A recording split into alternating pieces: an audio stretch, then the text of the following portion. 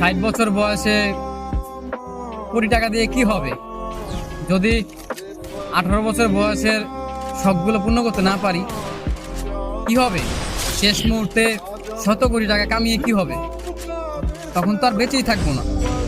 এখন এই বয়সের শখগুলো যদি পূর্ণ করতে না পারে, ছেলে মানুষ বয়স 18 হওয়ার পরই সে বাস্তবতা শিখে যায়, সে পরিস্থিতি বুঝে নিতে শিখে যায়। দায়িত্ব কি জিনিস তাকে শিখাতে হয় না, এমনিতেই বুঝে যায়। 18 বছরের পর একটা ছেলে বেকার থাকার যে কি যন্ত্রণা সেটা কেউ বুঝবে না। একটা ছেলে মানুষ বেকার, একটা ছেলে মানুষ ইনকাম করতে পারে না, এই কষ্টটা কেউ কখনো বুঝবে না। প্রত্যেকটা মানুষ তাকে ভুল বুঝবে।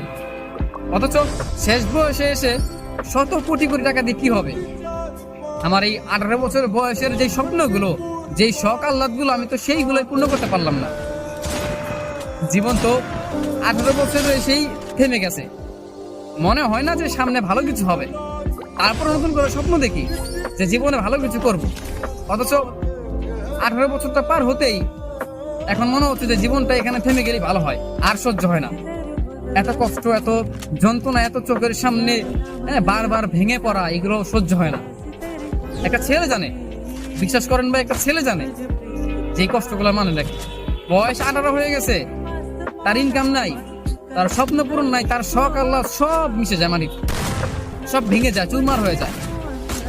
এখানে তার কত কিছু হয়।